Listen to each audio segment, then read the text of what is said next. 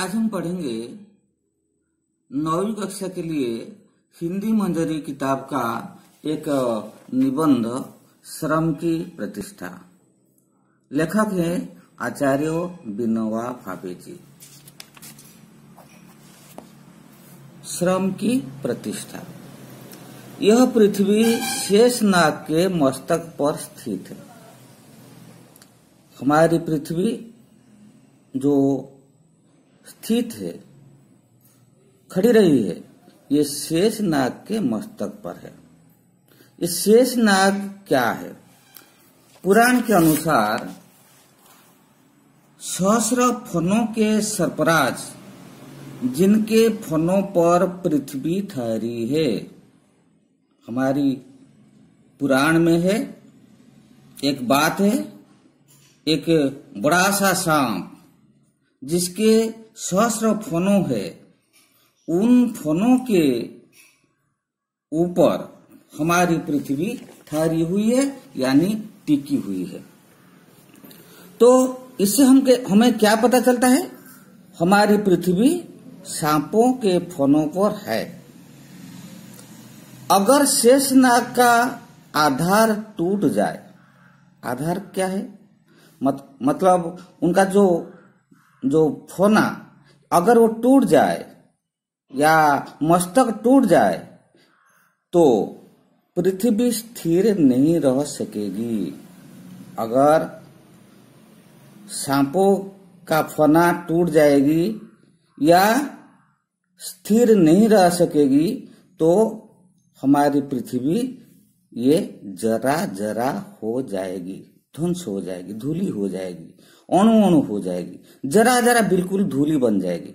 मतलब अगर शेषनाग का आधार टूट जाए तो पृथ्वी ध्वंस हो जाएगी। हमने सोचा यह शेषनाग कौन है? पुराण में तो है, एक सांप है, लेकिन वास्तव में अभी समाज में शेषनाग कौन है जिसके ऊपर हमारी पृथ्वी आधार है? ध्यान में आया, दिन भर शरीर श्रम करने वाले मजदूर जो किस्म किस्म की पैदावार करते हैं, वही ये शेषनाग है। विनोबा भावे जी का कहना है कि सचमुच समाज में ये शेषनाग कौन है जिसके आधार पर हमारी पृथ्वी खड़ी है। उनके मन में आया कि दिन भर शरीर श्रम करने वाले मजदूर, जो किसान होते हैं, जो मजदूर होते हैं, जो दिन भर खेत में काम करते हैं, जो शारीरिक श्रम करते हैं, जो मेहनत करते हैं और अपने मेहनत से जो किस्म किस्म की पैदावार, कई प्रकार के पैदावार करते हैं। पैदावार यानी उपजाऊ जो फसल जो अमल करते हैं, तो वही ये शेषनाग है। मतलब अब शेषनाग कौन है? समाज में शेषनाग कौन है? जो शारीरिक श्रम करने वाले मजदूर होते हैं, जो कई प्रकार के फसल अमल करते हैं, वही शेषनाग है। सबका आधार उन मजदूरों पर है। हम जो पृथ्वी टिकी हुई है अभी, सिर्फ इन मजदूरों के कारण ही है। इसलिए भगवान ने मजदूरों को कर्मयोगी कहा है। जैसे सन्यासी, साधु सन्यासी योग करते हैं, भगवान को प्राप्त करने के लिए कठोर योग करते हैं, उसी प्रकार जो मजदूर लोग वो कर्म करते हैं, मेहनत करते हैं, शारीरिक श्रम करते हैं। इसीलिए भगवान ने मजदूरों को कर्मयोगी कहा है। तो कर्मयोगी कौन है? कि मजदूर जो शारीरिक मेहनत करते हैं, वे होते हैं कर्मयोगी, क्योंकि वो कर्म करते हैं, मेहनत करते हैं। लेकिन सिर्फ कर्म करने से कोई कर्मयोगी नहीं होता। तो लेखक के अनुसार जो कर्म करता है वो कर्मयोगी होता है, लेकिन सिर्फ कर्म करने से कर्मयोगी नहीं होता। अगर हम सिर्फ काम करेंगे तो हमें कर्मयोगी कोई नहीं कहेगा, क्योंकि कर्म को ठीक ढंग से खुशी के साथ करना चाहिए। हिंदुस्तान में कुछ मजदूरों खेतों पर काम करते हैं, कुछ रेलवे में काम करते हैं, कुछ कारखानों में काम करते हैं। ये सब मजदूर होते हैं जो विभिन्न स्थानों में काम करते हैं। दिन भर मजदूरी करते हैं, शारीरिक श्रम करते हैं, मजदूरी करते हैं, परिश्रम करते हैं और अपने पसीने से रोटी कमाते हैं। पसीने से रोटी कमाना ये एक मुहावरा होता है। तो पसीने से रोटी कमाना मतलब होता है कड़ी मेहनत करके अपना पेट पालना। जो मेहनत करते हैं, परिश्रम करते हैं और पेट पालते हैं, तो वे होते हैं मजदूर। जो शख्स मतलब जो लोग पसीने से रोटी कमाता है, मेहनत करके अपना पेट पालता है, वह धर्म पुरुष हो जाता है। सचमुच वह धर्म पुरुष। तो लेखक विनोबा भावे जी के अनुसार धर्म पुरुष कौन होता है? जो पसीने से रोटी कमाता है, यानी जो व्यक्ति शारीरिक परिश्रम करके अपना पेट पालता है, वह सचमुच धर्म पुरुष होता है। उसके जीवन में पाप का आसानी से प्रवेश नहीं हो सकता। जो धर्म पुरुष होता है, जो पसीने से रोटी कमाता है, जो कड़ी मेहनत करके अपना पेट पालता है, उसके जीवन में पाप का आसानी से प्रवेश नहीं हो सकता।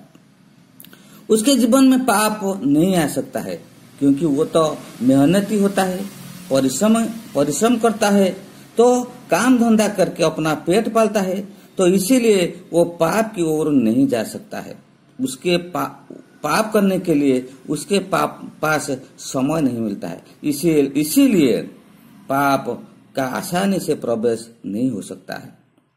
दिन भर काम कर लिया तो रात को गहरी नींद आती है। जो शारीरिक श्रम करते हैं, जो मेहनत करते हैं, वो दिन भर काम करते हैं और दिन भर काम करने से क्या होता है?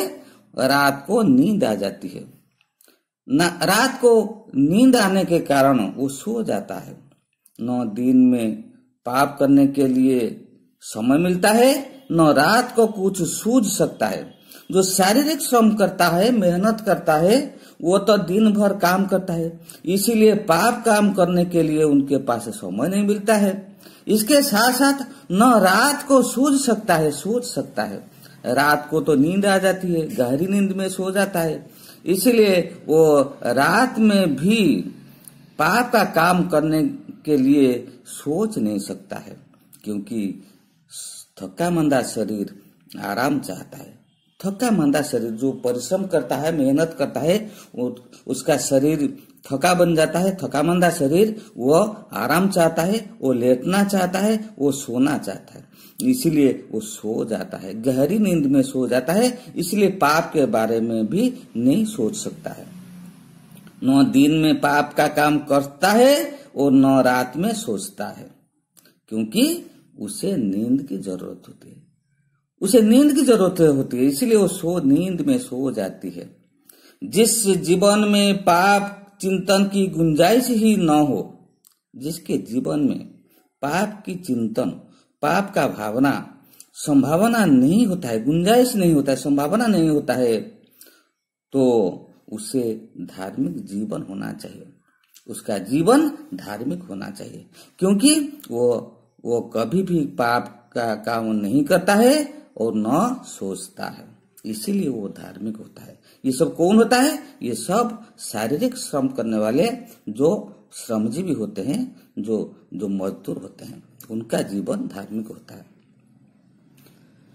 लेकिन कवि के अनुसार आजकल ऐसा अनुभव नहीं हो रहा है।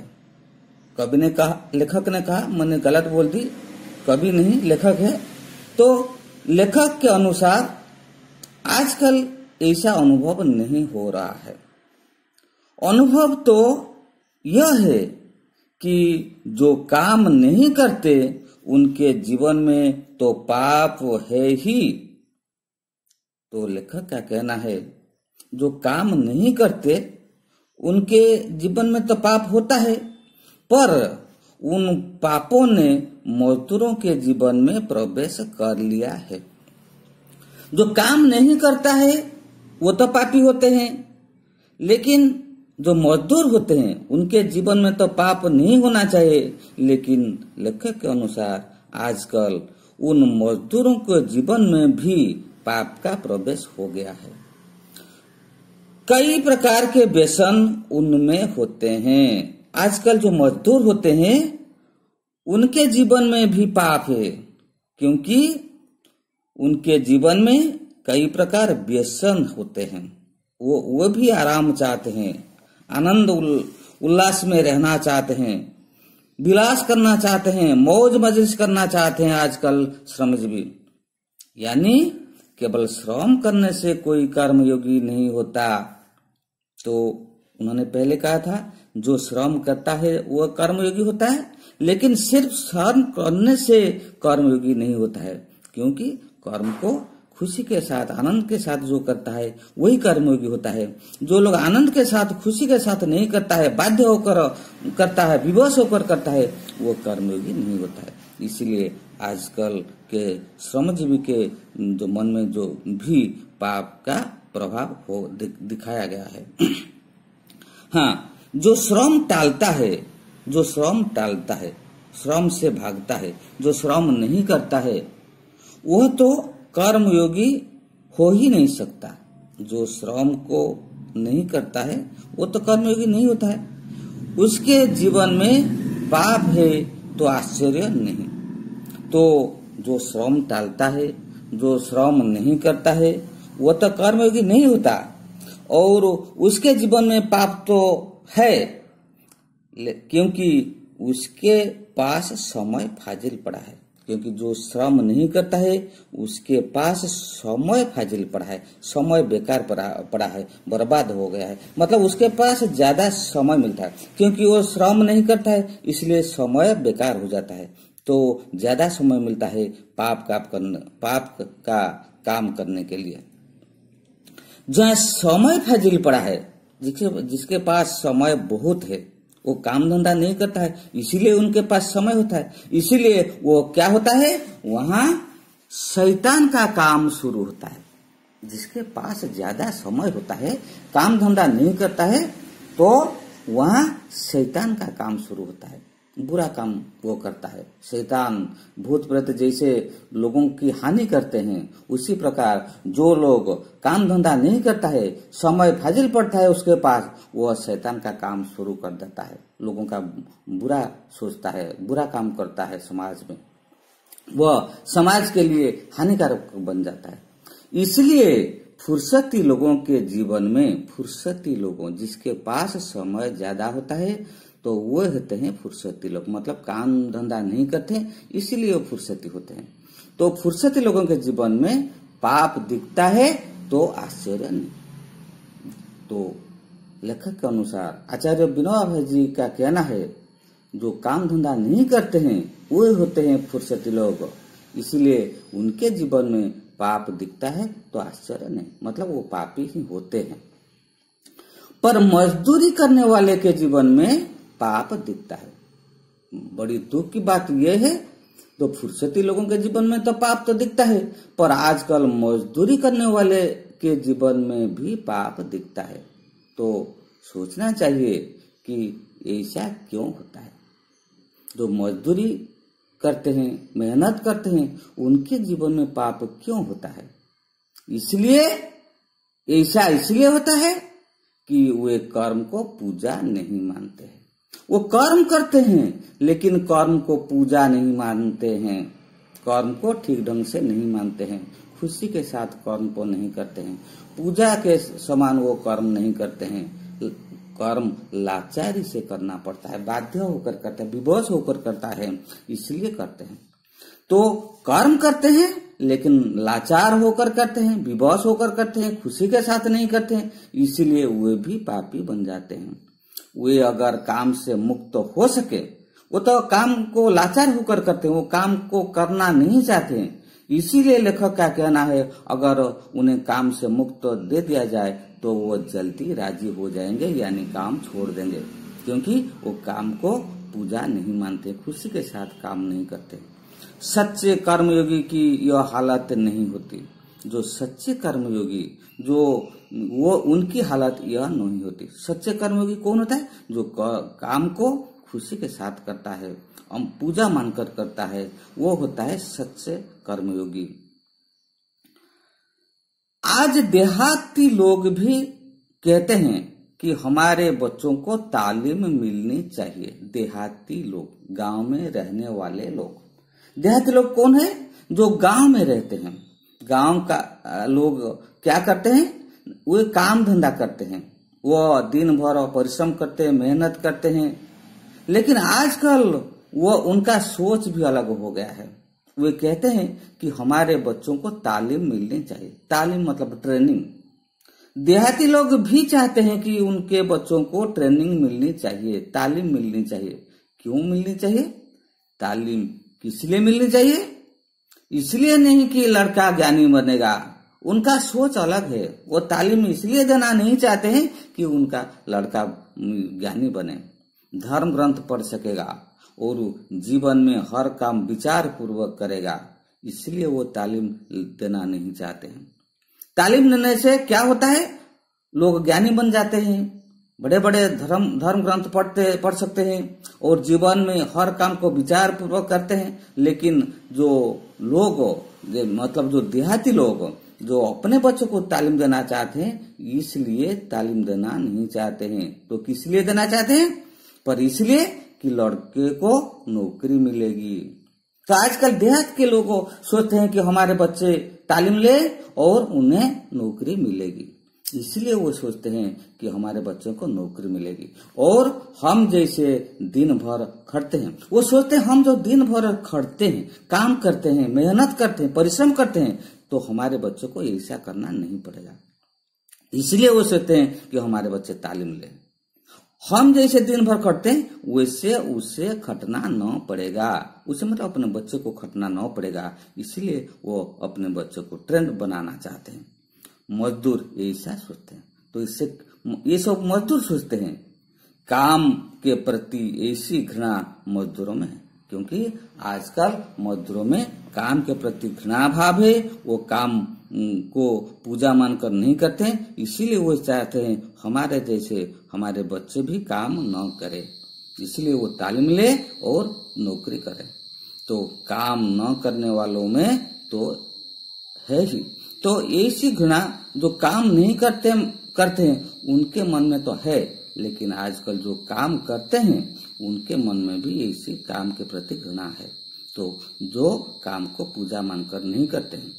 ठीक है, आज इतना ही। बाद में हम अगले वीडियो में बाद में पढ़ेंगे। आज इतना ही। अगर अच्छा लगे तो कमेंट करके बताना।